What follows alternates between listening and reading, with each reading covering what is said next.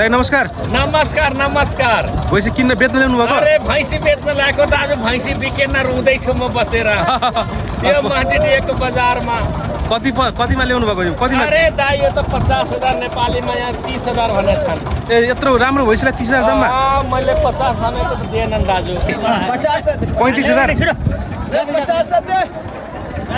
उसले 50 भनिरहमा 35मा लखटिरहन्। यति बेला लुम्बिनीमा छु। नेपालको सबैभन्दा ठुलो भैँसी बजारमा आएको छु र भैँसी बजारको विस्तृत भिडियो म तपाईँलाई देखाउँछु। हाम्रो भिडियो अन्तिमसम्म हेर्दै जानु होला है त। कहाँदेखि आउनुभएको दाइ? ए बुटोलदेखि? भैँसी किन्नुभयो? कतिवटा किन्नुभयो? 5वटा किन्नुभयो? यो 5वटा भैँसी किन्दा कति चाहिँ तिर्नुपर्छ यो समितिलाई? 400 तिर्नुपर्छ। हजुरको शुभ नाम? मेरो गोपी कृष्ण। ल हुन्छ, राम्रोसँग व्यापार गर्नु होला है त।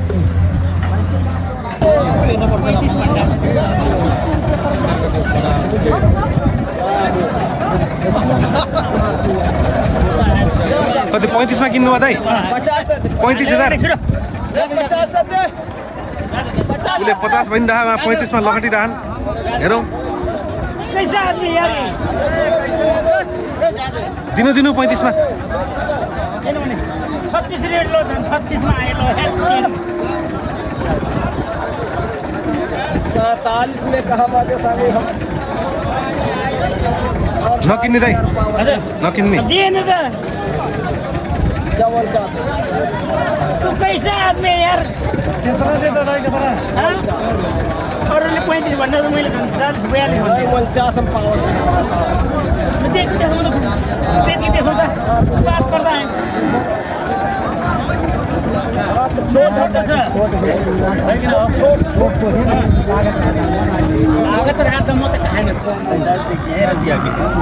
दाइ भैँसी किन्न आउनुभएको कि बेच्न आउनुभएको? बेच्न कति छन् भैँसी? भैँसी छन् 12-13वटा ल्याएर बेच्यो। बेचियो? अनि गाउँमा खरिदेर ल्याउनुहुन्छ? गाउँबाट पहाडबाट ल्याएर आउँछौँ, प्युठानबाट। हजुर। अनि यहाँ कहाँ सप्लाई हुन्छ त नि? सबलाई यहीँ आएर गरिन्छ। ए काठमाडौँतिरबाट आउँछन् व्यापारीहरू? काठमाडौँ बुटोलतिरबाट आउँछन् व्यापारीहरू, नारायण घाटतिरबाट आउँछन्, लैजान्छन् भैँसी। तपाईँले यहीँ काम गर्नुहुन्छ? हामी प्युठान, हाम्रो घर दाङ हो, प्युठान बसाइ छ, वहीँबाट भैँसी ल्याउँछौँ, यहाँ बेच्छौँ। अनि के छ यो भैँसी व्यवसायबाट फाइदा छ घाटा छ? हजुर अलिअलि फाइदा नभए राम्रै छ। हो काम गरिरहेछौँ, अब फाइदा भइरहेछ अलिअलि। हुन्छ प्रत्येक शुक्रबार प्रत्येक शनिबार सोमबार लाग्छ यो बजार? सोमबार बजार लाग्छ। प्रत्येक सोमबार हरेक सोमबार।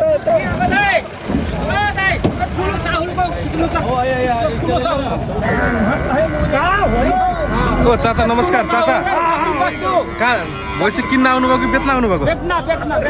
कतिवटा भैँसी ल्याउनु भएको थियो?